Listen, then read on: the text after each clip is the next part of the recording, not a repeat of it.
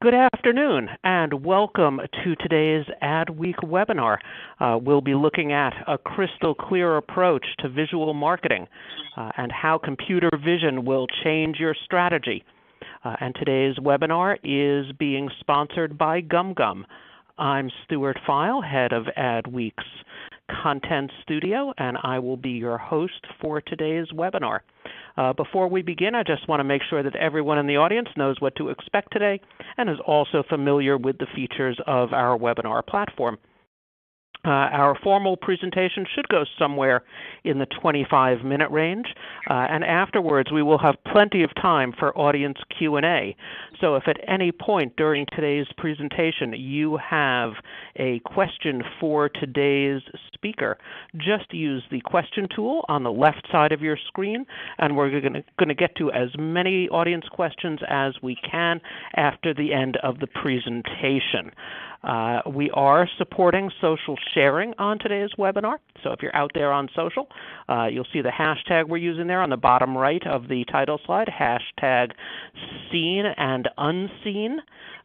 So use that hashtag if you're out there on Twitter. Give us a shout out. Let us know you're joining us today.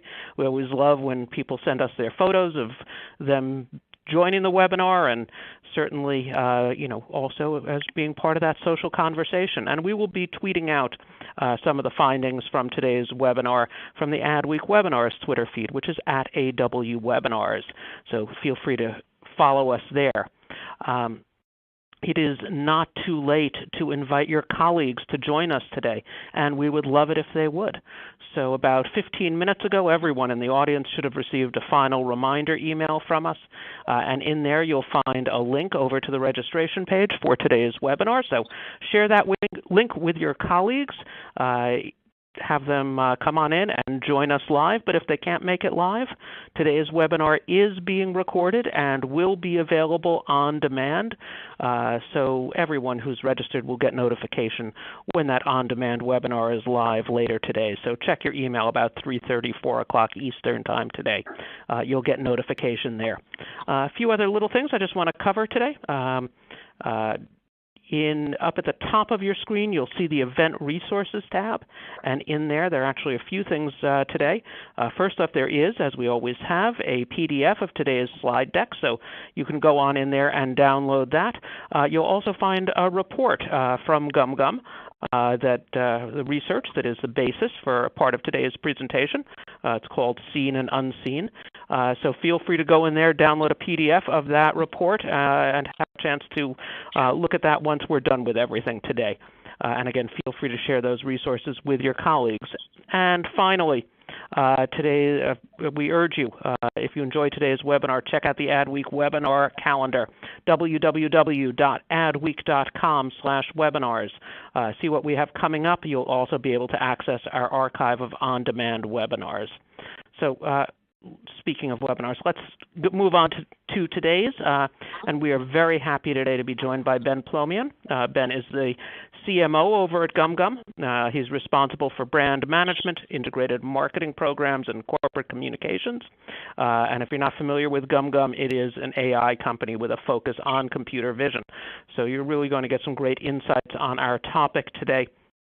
And if you've, Ben is really well spoken on all of these things. He's a frequent contributor to places like Adweek, as well as Forbes. You've probably seen his byline there. He's also on the speaker circuit at various industry events like Advertising Week, OMA, ANA, all sorts of places. So, Ben, welcome, and we're looking forward to your presentation. Thank you, Stuart. I'm excited to be with all of you today.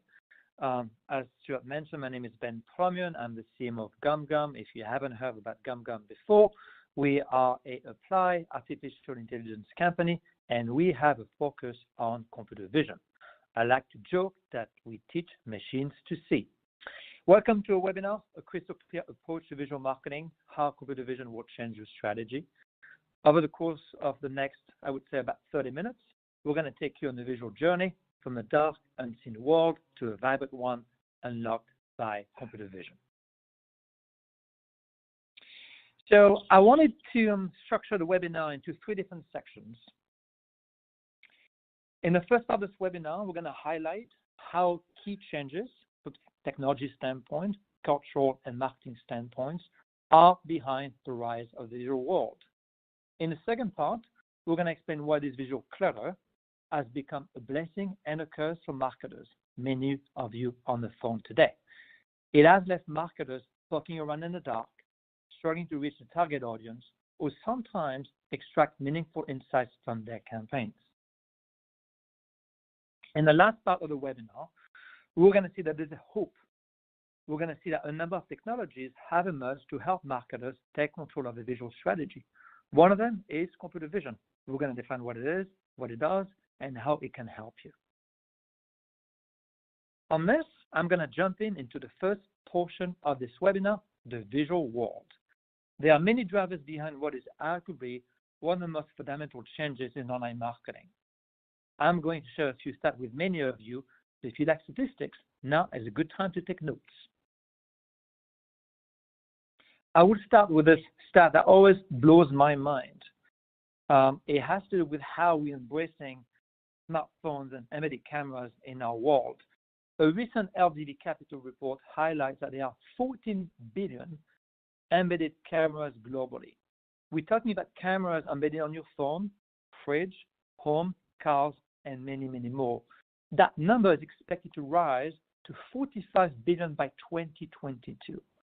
That's an average of 7 cameras per citizen globally, with obviously a much higher concentration in developed countries like the US. Now, in addition to what we just learned, we expect 18% of embedded cameras to be built into smart home device. All of you, I think, or many of you, have experienced how we welcome cameras to our life. Whether you're adopting a Ring doorbell to a baby monitoring devices, we have those devices already embedded into our life.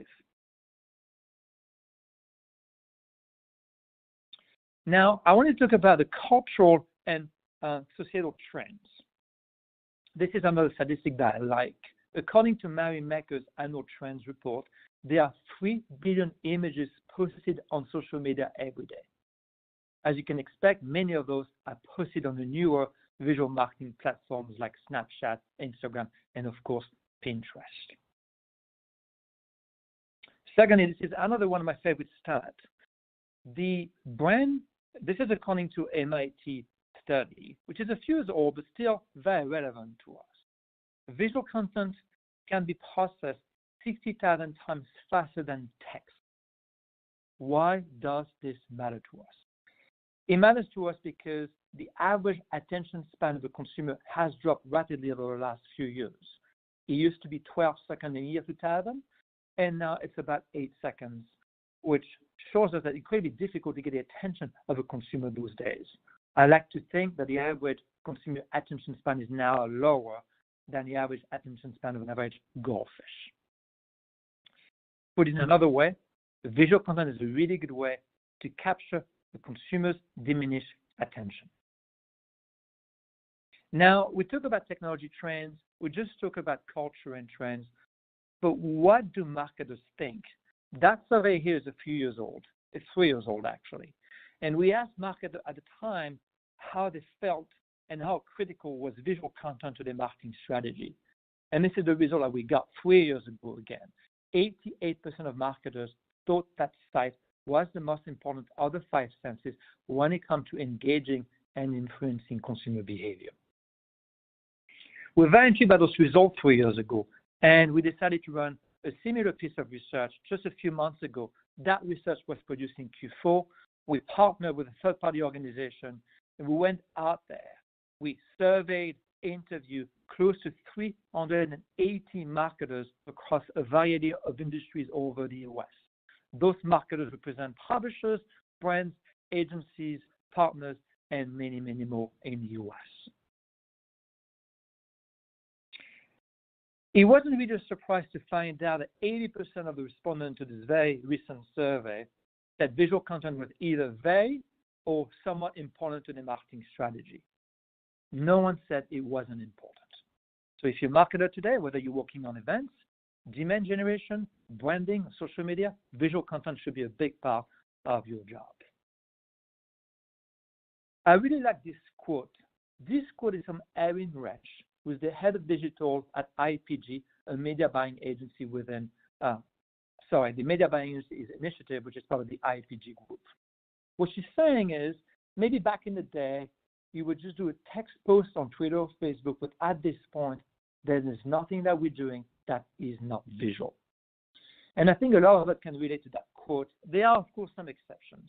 Many of you, and I'm one of them, are running SEM ads on AdWords with text, and those are working very well. Many of us are probably following Instagram accounts that are very text-based, like Overheard in New York, for example, is a good one. But in general, all of us are doing more and more visual work when it comes to connecting with consumers. So we do know that visual content is very important, but where exactly is that being used? Again, we ask our participants here, and according to the research, 72% of marketers post images and videos on their own and operated platforms. Not surprisingly, that number drops to about 29% for social media. The conclusion for us is marketers like to stick to their own platforms instead of relying on social and rich media ads. This is not really a surprise to us, marketers. Being able to control your own platform allows you to do things that you might not be able to do, let's say, on social media. And a lot of marketers are reluctant to unleash this sort of visual content on third-party websites and social media properties. They like control.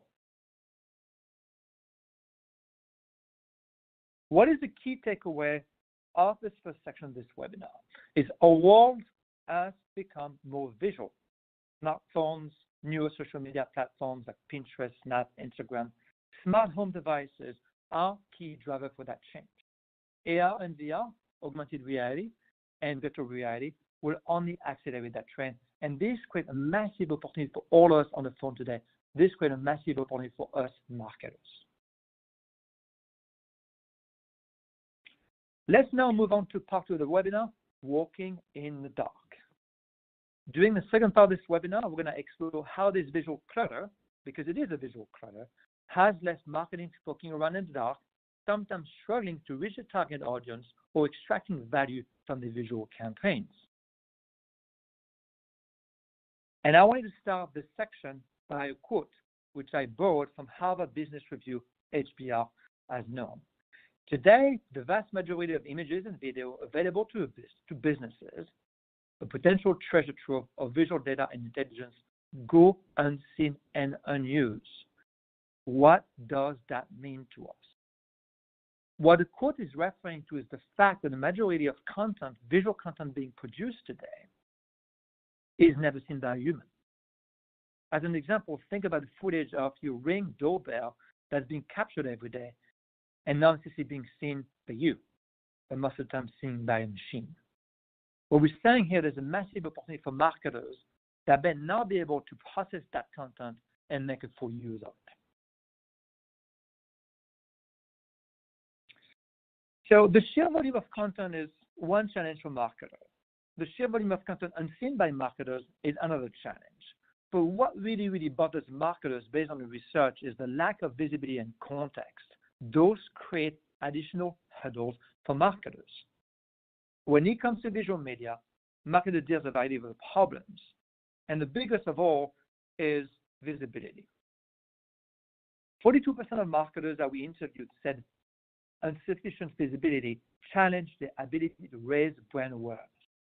They're having a hard time standing out in this visual cluster. Then 80% of marketers said that visibility is also a challenge in driving e-commerce sales. That's one marketer out of 2 almost. And lastly, 41% of marketers said contextual irrelevance was their biggest concern in terms of getting users to engage with content. And we're going to talk about contextual targeting later in the presentation. So those are the key challenges that marketers are facing today. The key takeaway is very clear. Some marketers, if not many marketers, are struggling to make the most out of visual content. And the reason being, there's a large volume of content. It's very difficult to process as a human being. It's also very difficult to process as a machine. And it's very difficult for that content to be visible and create connection with consumers. On this, I'm going to move on to part 3 of the webinar. As a recap, in part 1, we talked about the omnipresence of visual content. In part 2, we highlighted some of the challenges that marketers face in processing and extracting value from visual content. It is not all bad news, though. In part 3, we're going to demonstrate how technology can help. Let's do that. Introducing computer vision. Computer vision is a subset of artificial intelligence. It is also known as computer vision in Europe. Computer vision in the US is also known as machine vision in Europe. And what computer vision does, it is an umbrella term for technology that allows a marketer, or a computer in this case, to process and analyze imagery with a high degree of understanding. Putting in very simple terms, computer vision teaches machines to see like humans beings do. So let me give you an example. A good example of image recognition, which is a subset of computer vision, is how the new visual search tool lets you drag and drop images to find similar items on eBay properties. For the sake of clarity, and over the next couple of slides, I will refer to either computer vision or image recognition.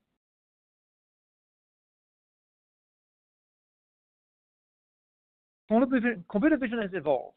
Like everything in technology, and deep learning, which has affected artificial intelligence, has also affected computer vision.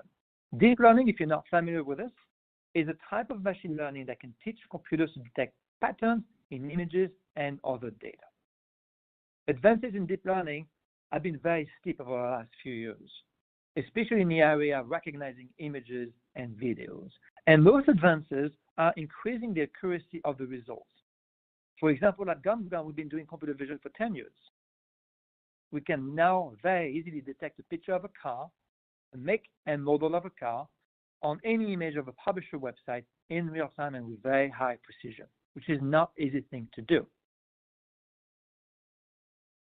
This being said, computer vision is not new. It's been around for about 2 decades and has already been made available in many areas, such as self-driving cars, images devising, in-image advertising, or factory automation. It would not be uncommon for many of you in the US in the next couple of years to go to a dentist and have a machine read your x-rays and deliver this information to you. Expect computer vision to stay and be part of your daily life as we move forward. In a separate piece of research, HBR discovered that 82% of key decision makers felt that computer vision make it possible for machines to understand images and videos at a scale and speed. Again, at a scale and speed that would be impossible to accomplish by humans. This is not different from the promise of AI in marketing. AI can automate tasks, human tasks, with precision, faster and cheaper than what humans being can do, and that's the exact same thing for computer vision, which is again a subset of AI. Now, as part of research, we wanted to find out what are the most common use cases of image recognition or computer vision. And we asked those almost 280 marketers. And the 3 most common use cases that came up were number 1, brand safety, number 2, augmented reality, think Snap ad filters, for example, and number 3, ad targeting. Those are the 3 that were mentioned the most to us. And we're going to dive into 1, 2 of them out of 3. I promised myself not to bring up GDPR over the course of the call because I know some of you would run away. But unfortunately, I have to expand a little bit of context around contextual targeting, no pun intended. But what we're saying here is becoming really, really difficult for marketers to collect data, user data, segment that data, and target those users, through email marketing or maybe display advertising. With the rise of GDPR in Europe and certainly in the US, with consumer backlash around privacy, the rise of ad blocking, it's become really, really difficult for advertising companies to reach their target audience online. The great thing about contextual targeting is it doesn't use any of that data. Contextual targeting allows you to place a relevant ad in the best possible context, which in turn will increase engagement rates. In this particular case, image recognition technology can help comb through millions of existing images and videos and then place contextually relevant ads next to them. For instance, let's say you're Nissan. You can market your all-electric Lyft vehicle by running an ad next to a picture of a Toyota Prius on auto websites. We also call this conquesting or visual conquesting. Not surprisingly, by having that type of highly contextually targeting advertising, consumers are more likely to engage, and more often than not, the performance is much higher than using, let's say, typical behavioral targeting method. What I also like about contextual targeting is it kind of takes away some of the fear that consumers have with being followed on the web. All of us have been followed by, pictures of shoes that we already purchased and we don't always see anymore.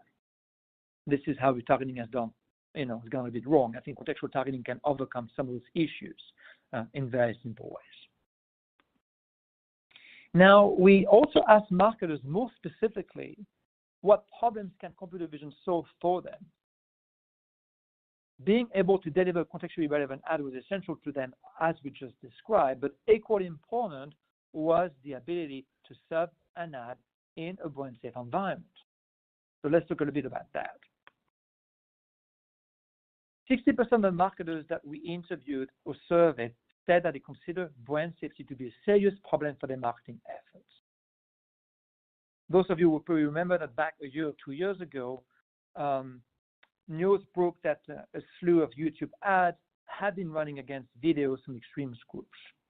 Some brands even pulled off YouTube for a couple of days, a couple of weeks until the situation was resolved. But what we're seeing is brand safety is an issue for marketers, especially for brands. If you ask about a brand how they feel about unsafe content, they tend to be very nervous about it. We know that brands those days have to take a stance, as we've seen in the news over the last couple of weeks.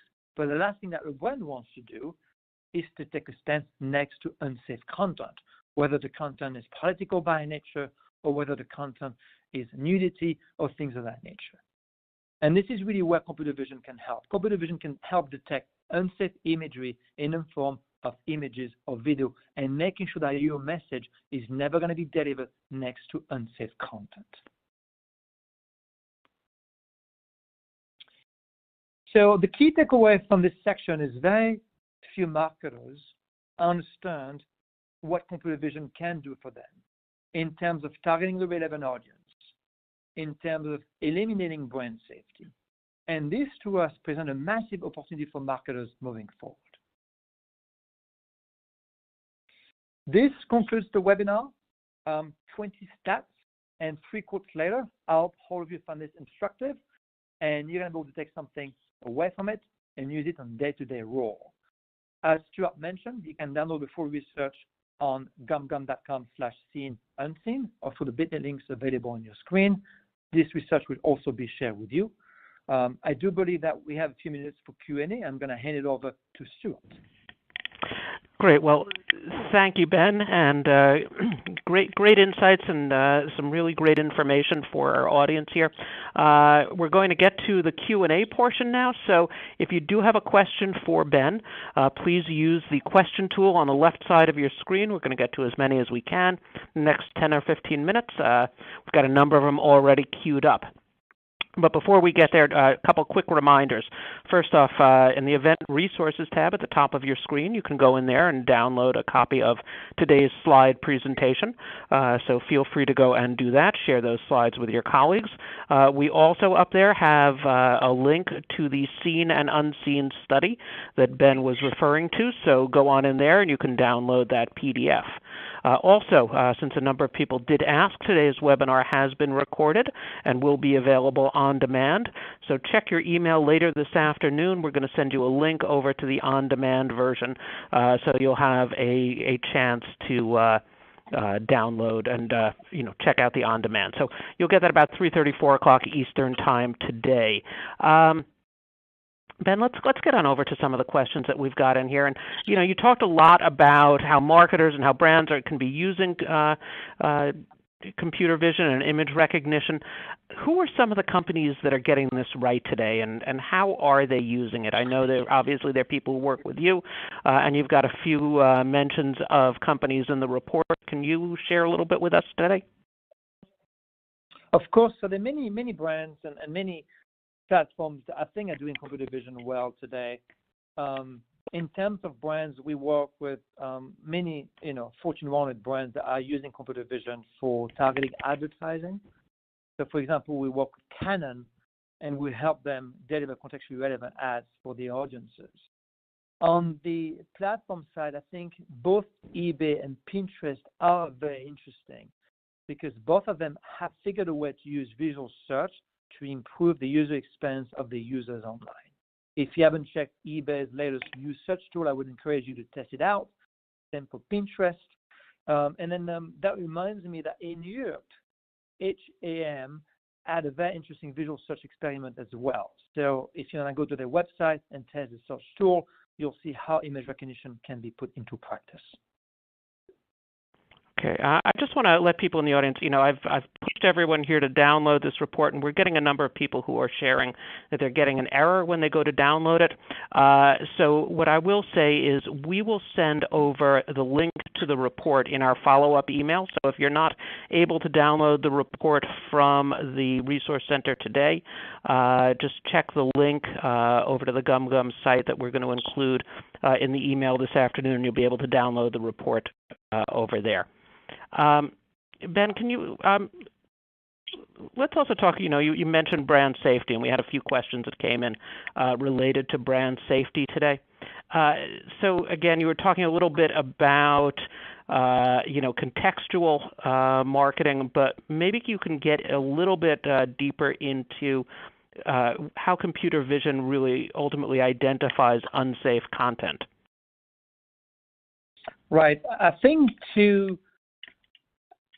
I'm going to give you an example, and I don't know how familiar is the audience with audience targeting in general, but in most cases today, when you run an advertising campaign with your demand-side platform or maybe your media buying agency, those rely on partners to make sure that the content you're running is safe. And what those partners usually do is they screen the page of the publisher you're trying to place an ad on and look for unsafe keywords. Those keywords might be available in the URL, might be available in the headline, might be available in the text. But what happens sometimes we find some false positives where the text seems to be safe, but the image is not.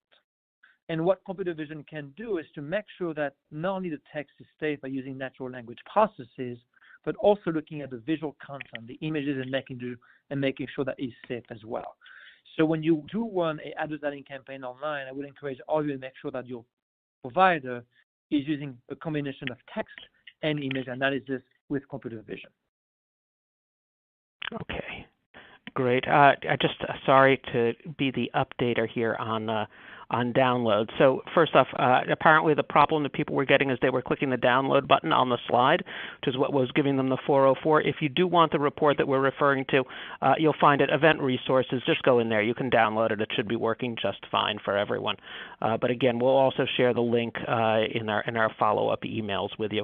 Ben, another question here that someone was asking, which is trying to understand sort of how where visual marketing or how some of using computer vision would work on some of the platforms that are highly visual today. I know you referred to obviously Pinterest in what you were talking about, but also Instagram, and everyone is thinking today about social being so visually rich and moving from words to visuals. How might a brand be using computer vision to improve some of their social content?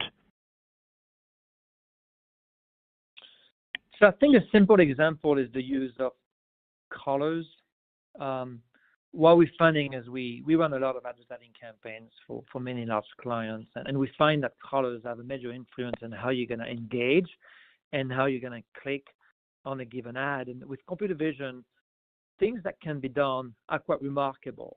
I'll give you an example. We work with a company in the UK called B&Q, which is, a painting warehouse, if you like. And what we help them do is to match the color of the ad against the color of the picture the ad was next placed to. So, for example, this company asked us to find couches, let's say purple, on the internet. We found those, and then we're able to deliver an ad for B&Q, so painting brand, that had purple as the primary color. And not only we did this for purple, but we also did this for yellow and blue and bright, and we had about 25 different colors being used.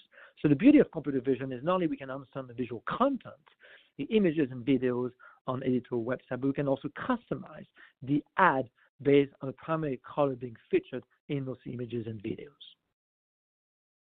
Okay. Just a reminder here to our audience, if you've got a question for Ben, just use the question tool on the left side of your screen. We're going to cover a couple more in the next 5 minutes or so. Ben, a general question someone here was asking, which is, do you know of some good general resources for the people in the audience who might not be, fully versed in computer vision overall? Some of the trends. I know GumGum, you do a very good job of aggregating a lot of sources, but is there anything that you can refer to there, where people can go to get more info? So it's interesting because a couple of years ago, there were very few resources for marketers to learn about computer vision, and this changed completely in the last, I want to say, year and a half. I do spend a lot of time on TechCrunch. I do spend a lot of time on VentureBeat. I have a specialty around computer vision, so TechCrunch.com, VentureBeat.com are two great resources to learn more about computer vision. When it comes to computer vision and marketing, we also have our own assets. If you go to thevisionary.com, we built an entire website dedicated to learning about computer vision, AI, and what it means to marketers. And at least, at the very last, if you're not finding anything that you like, you can always go to GumGum.com, go and download this guide and other pieces of content that we have around computer vision and also image recognition. Okay. One more question I think we've got time for here, Ben, and I know, again, you didn't want to mention GDPR, and I understand all of that, but, what GDPR pushes people toward, and that is this issue of privacy and sort of what we want to call almost, regulatory pushback against a lot of technologies. And someone is really asking here about computer vision and whether there are any legislation, in the foreseeable future that might limit the capability of computer vision or anything people should be concerned. I mean, you really want to position this as sort of the solution towards some of these privacy things rather than a cause. But can you maybe just sort of fill in where and how brands should be approaching it that way? Of course. GDPR is obviously a very complex topic in Europe. There's legislation of GDPR Light in California today. A few other states in the U.S. will follow. So this is a very important topic for marketers to keep in mind. And, it really has to do, the limitations to collect and use personal data in the interest of running marketing campaigns, whether those are email marketing campaigns or online advertising campaigns. And, what's interesting here is, I think that's the belief, but it's going to become harder and harder for marketers to collect, segment, and target consumers using personal data unless they are opting in into those marketing campaigns. That's what we're seeing in the UK, and very clearly we're seeing a similar trend in the US. What it means is the end of the game, I think, for many marketers is to be able to customize online ads without the use of personal data. This is basically what I think is going to become the goal of a lot of marketers this year and in the years to come. And one way to do this is instead of relying on personal and behavioral data, because your browsing history counts as behavioral data in the mind of GDPR regulators. We believe that contextual targeting is making a comeback because contextual targeting does not use your browsing data, for example, right? The fact that you could see an ad for a Gillette razor on a sports website is mostly due to the fact that we think you have an interest in that type of product based on the content you're consuming right now on the page. So in many extents, contextual targeting is not using and is not subject to many of the GDPR limitations that are being imposed on, let's say, behavioral targeting or maybe retargeting. It doesn't mean that, we don't have to be very careful. I think we have to be very careful. I personally think that a lot of behavioral data targeting has gone a little bit too far. But again, the beauty of contextual targeting is we are able to customize an ad based on your personal information at the moment, and we're not collecting this information all the time. We're not subject to the same GDPR regulation that maybe behavioral targeting and retargeting are. Right. So it's not the issue of we're targeting the ad to you based on what we know about you, but we are targeting an ad to you based on what you're actually viewing right now, with the understanding that that's an interest of yours and it's going to be part of, identify your desire to learn more about something similar. Precisely. Right? Got it. And it's not only about regulation, it's also about performance. Many marketers work with us because it's very obvious that if you're looking at a particular web page online, you're showing an interest at that moment of time, right? So I'll give you another example. Let's say if I'm buying a new car and I'm going to a auto enthusiast website, I'm signaling that I have an interest in, buying a car, and that present moment of time, we can show an ad that's relevant to you on that particular page. And that is very different from retargeting. Retargeting is there's this assumption that you have an interest in auto because your browsing history is telling us you have an interest in auto, and many retargeting companies are going to continue targeting you for the next 30 to 60 days. But it doesn't mean that in 15 days you're still going to have an interest in that car. Maybe you have changed your mind. When what I really like about contextual targeting is it's really in the moment targeting. And I think that's a lot more powerful than maybe other forms of targeting out there. Great. Well, Ben, I want to thank you for sharing your insights today and sharing the research findings. Again, to our audience, if you go to the link here, please don't click the download the research button. That's not a live link. You can learn more about GumGum and the Seen and Unseen study. But more importantly, you can download the Seen and Unseen study from the Event Resources tab at the top of the screen. Also want to remind everyone about today's webinar is available on demand, and so check your email about 3:30, 4 o'clock this afternoon. You'll get a link over to that. So again, I want to thank our speaker today. I want to thank our audience for taking time out of your busy day. Adweek.com/webinars to see what we've got coming up, and we look forward to seeing you all at an upcoming Adweek webinar. Thank you, everyone. Thank you, Stuart.